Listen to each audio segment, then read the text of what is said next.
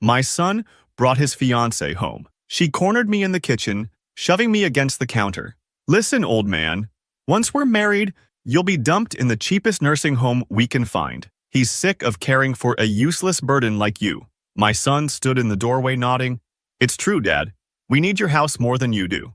I just smiled, finished cooking. This morning, my phone showed 23 missed calls and increasingly desperate texts. So I guess I'm finally doing this.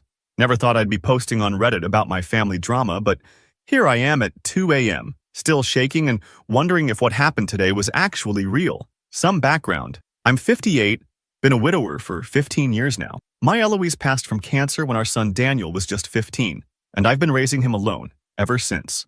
And by raising, I mean giving him everything while getting pretty much nothing in return.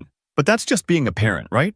At least that's what I always told myself. I've always been the guy who avoids conflict, the one who picks up the slack when others drop the ball, the neighbor who never complains when your dog craps on his lawn for the billionth time, the dad who co-signs loans, the friend who never gets paid back, the father who gave up dating and a social life because Daniel needs me, the absolute definition of a pushover. My son Daniel, 30, brought home his fiancée Savannah, 28, last weekend to stay with us for a few days.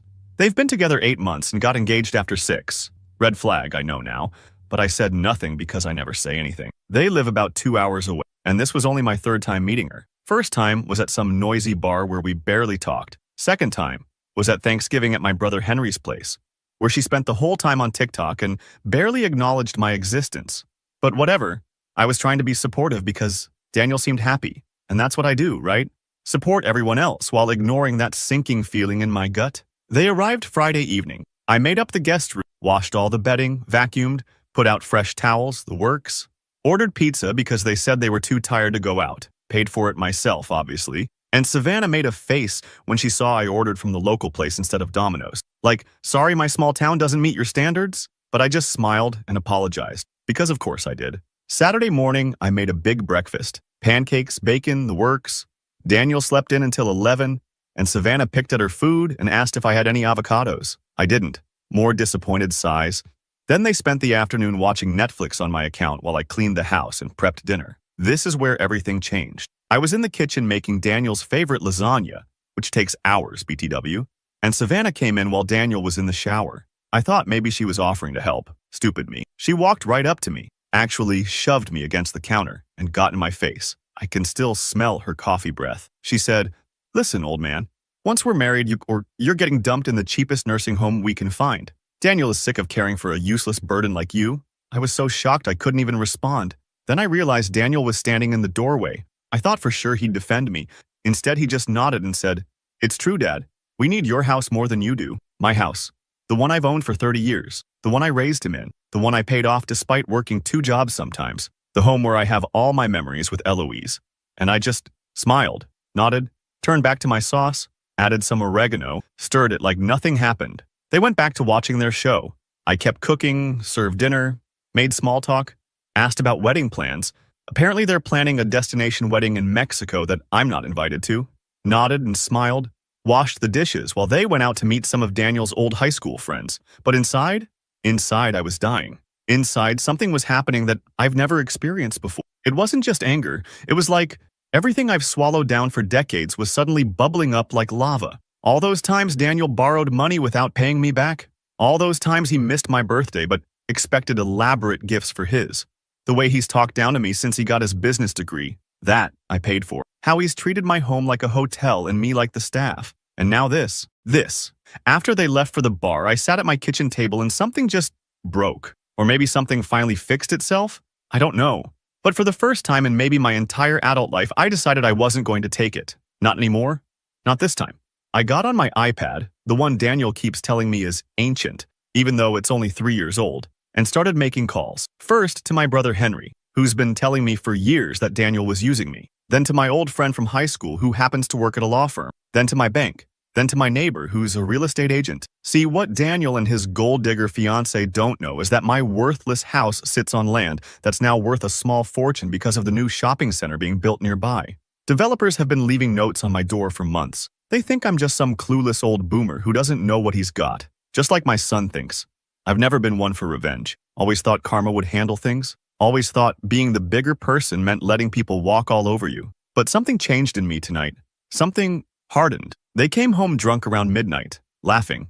I heard them whispering about the old man and how they'd sell my furniture when they got the house. Heard Savannah saying they should check if my life insurance was paid up. I pretended to be asleep, but I wasn't. I was making plans. This morning, I made them breakfast again. Smiled. Told them I was so happy they found each other. Hugged them both goodbye. Said I was looking forward to seeing them at the engagement party next month. They drove away thinking everything was fine. Thinking I was still the same old doormat I've always been. They have no idea what's coming. It's now 2:14 a.m. and I'm typing this from the guest room of my brother's house. I've got meetings with lawyers tomorrow. I've got appointments with 3 different real estate agents the day after. I've got a locksmith coming to change my locks next. For the first time in forever, I'm not second-guessing myself. I'm not worrying about being nice. I'm not putting everyone else first. And it feels amazing. I'll update when there's more to tell. But let's just say that my son and his fiancée are about to learn an important lesson about respect and about underestimating useless old men. Marco P.S. Guess who's been paying Daniel's student loans all this time because he claimed he couldn't afford them? Guess who's about to stop those payments? Oh, and did I mention I'm still technically the guarantor on his apartment lease? Funny how that works. Update 1. Hey again, Reddit. First, I'm completely blown away by all the support on my last post. Never expected thousands of comments. Thanks for all the awards too. Still figuring out what those actually do, LOL. It's been just over a week since I found out my son and his fiancée were planning to dump me in a nursing home and take my house. And what a week it's been. So remember how I mentioned I was staying at my brother Henry's place? Well, I'm still here. Henry's been amazing through all this. He's actually enjoying having me around. Says his house has never been so clean and the meals have never been so good. Old habits die hard, I guess. Still taking care of everyone but myself. But that's not the important stuff. The important stuff is what I've been doing when I'm not stress cleaning my brother's baseboards at 3 a.m. I never told you guys this before, but back before Daniel was born, I worked at a law firm for almost 10 years. Nothing fancy, just helping with paperwork and research. But I learned a lot.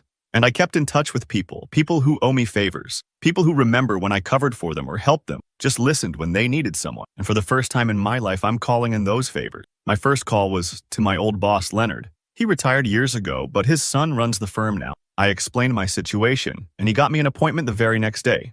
No waiting 2 weeks like a normal person would have to. Just walked right in. And I'm not gonna lie, it felt pretty good. The lawyer, not gonna name him for obvious reasons, looked over all my paperwork, the deed to my house, my will, my finances, everything. And then he smiled. He told me Daniel had actually been in to see him 3 months ago, asking about elder care options and property transfer scenario. My own son was lawyer shopping behind my back. But because I'd worked with his father, this lawyer fed Daniel a bunch of BS and then called me immediately after. I never got that message. Wanna guess why?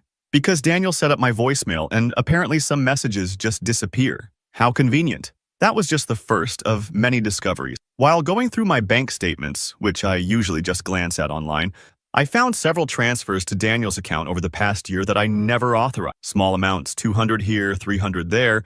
Nothing I'd immediately notice, but adding up to over $7,000. And remember those student loans I mentioned I was paying? Turns out he graduated 3 years ago. The money I've been sending? Straight into his vacation fund. Found that out from his stupid public Instagram that he didn't think I knew about. There he is in Cancun, Punta Cana, Vegas, all with my student loan money. But Savannah, oh, Savannah is something else entirely. My niece, Henry's daughter, is super good with all the social media stuff. She did some digging for me. Turns out Savannah has been married before, twice. Both times to men over 50. Both marriages lasting less than 2 years. Both ending with her getting property in the divorce. She's like some kind of black widow, but instead of killing her husbands, she just takes their houses. And there's more. So much more. I found out they've been taking things from my house every time they visit. My late wife's jewelry, which I thought I'd just misplaced. My coin collection. Even my dad's old watches. All gone. Probably sold online? But enough about their sins. Let's talk about what I've been doing about it. First, I met with a real estate agent. My house is worth way more than I thought. Like 3 times what I expected. That new shopping center and the development around it has sent property values through the roof. But I'm not selling, not exactly. Instead, I've transferred ownership to an irrevocable trust controlled by my brother. On paper, I don't own my house anymore. It belongs to the trust. I still have lifetime rights to live there, but if anything happens to me, it doesn't go to Daniel. It goes to my brother's kids who, unlike my son, actually call to check on me and remember my birthday. Next, I went to my bank and completely changed my accounts. New account numbers. new online banking passwords, two-factor authentication on everything, removed Daniel as my emergency contact and beneficiary, added Henry instead. Then I did the hardest part. I canceled all automatic payments to Daniel, his student loans, his car insurance that I was apparently still paying, even his cell phone, which was somehow still on my family plan even though he's 30 years old.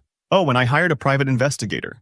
Nothing fancy, just a guy Henry knows who used to do background checks. He dug even deeper into Savannah's past and found some really interesting stuff about how she was fired from her last job for financial irregularities. Apparently, she had access to the company credit card and used it for personal expenses. Lots of them. I also found out Daniel got passed over for a promotion 3 times because of character concerns. His boss apparently caught him taking credit for other people's work and fudging his expense reports.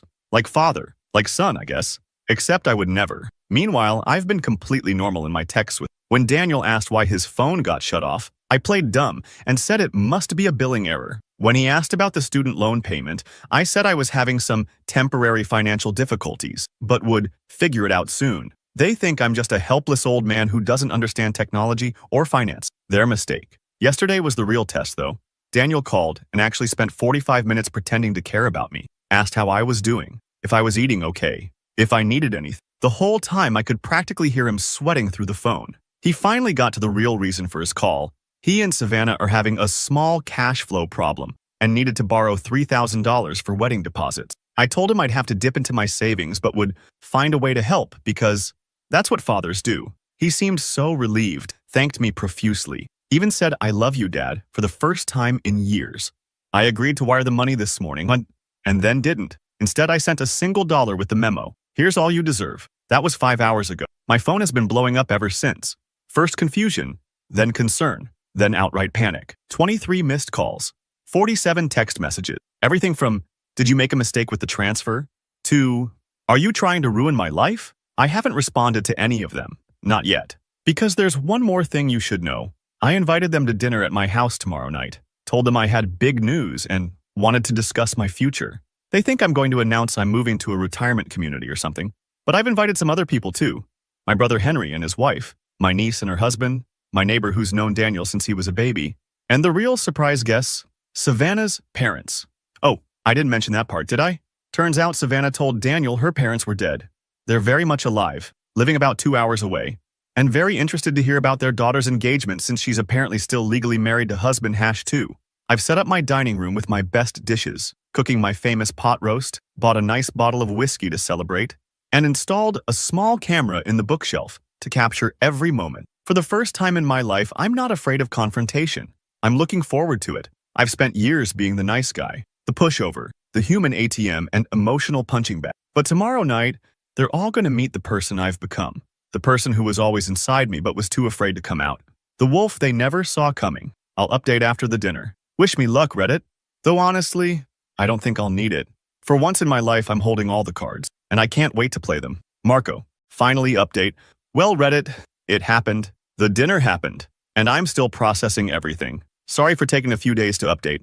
I needed to let the dust settle a bit before I could even type this all out. Plus, my brother's Wi-Fi has been acting up. Typical Henry. Pays for the premium package but uses the router they gave him in 2015 LOL. So, where to even begin? I spent all day preparing for this dinner, cleaning my house top to bottom, even though I hadn't stayed there all week. Old habits, I guess. Made my famous pot roast with those little potatoes and carrots that Daniel used to love as a kid. Set the table with the good dishes, you know, the ones that stay in the cabinet except for Christmas and Easter. Even put out fresh flowers and candles. If I was going to burn their world down, I wanted it to at least look nice. Henry and his wife Kate arrived first, around 6. They helped me finish setting up while I kept obsessively checking my phone. No new messages from Daniel since his last angry text about the car being repossessed. Just silence, which honestly made me more nervous than the flood of texts from before. My niece Riley and her husband showed up next, followed by my neighbor Mrs. Peterson, who's known Daniel since he was in diapers. She brought her homemade apple pie and asked me 3 times if I was really sure about all this. I wasn't, not completely, but I nodded anyway. The real wild cards were Savannah's parents. I wasn't sure they'd actually show up, but right at 6:45 they knocked on my door. Mr. and Mrs. Grant. They looked normal, nice even. Nothing like what I expected based on Savannah's stories about her abusive childhood and family trauma. Mrs. Grant hugged me immediately. thanked me for reaching out, showed me pictures of their other daughters and grandkids. They'd been trying to contact Savannah for over a year, ever since she ghosted them after borrowing $10,000 for what she claimed was a medical emergency. And then, the doorbell rang again. My heart was pounding so hard I thought everyone could hear it. I smoothed down my shirt, the new one I bought specifically for this occasion, took a deep breath, and opened the door. There they stood, Daniel looking confused, Savannah looking annoyed, both of them freezing when they saw the cars in the driveway. Daniel asked what was going on. I just smiled and welcomed them in, said I had a surprise. Savannah immediately started making excuses about needing to leave, suddenly remembered some work emergency on a Saturday night, sure. But Daniel, curious as always, stepped inside and came face to face with Savannah's dead parents. I wish I could describe the look on her face. It was like watching someone's soul leave their body in real time. All the color drained from her cheeks. Her mouth opened and closed like a fish gasping for air. Mrs. Grant started crying, reached out for her daughter, called her Vanna.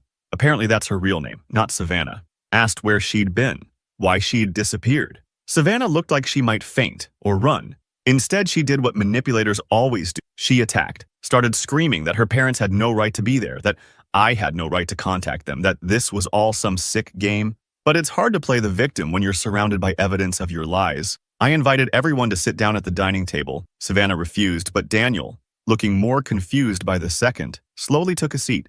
I could see him glancing nervously at the pot roast, of all things, like somehow this elaborate meal was the most threatening part of the evening. And then I laid it all out. The kitchen confrontation, the nursing home threats, the stealing, the lies about student loans, the taking of my wife's jewelry, the secret marriages, all of it. I didn't yell, didn't cry, just stated facts in the same calm voice I'd used to read a grocery list. With each new revelation, Daniel seemed to shrink smaller and smaller in his chair.